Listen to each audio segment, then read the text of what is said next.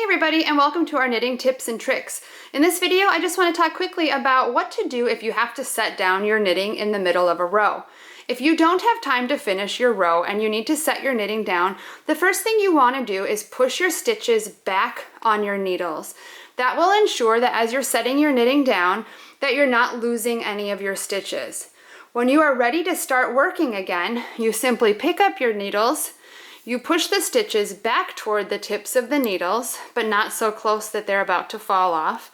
And the first thing you want to look for is you want to find out where your knitting yarn is. Your knitting yarn should be attached to your right hand needle. That tells you that these stitches have been worked and these stitches have not.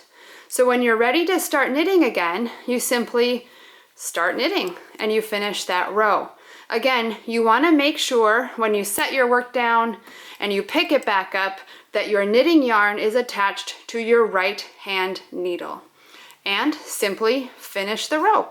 Hope that helps. Happy knitting!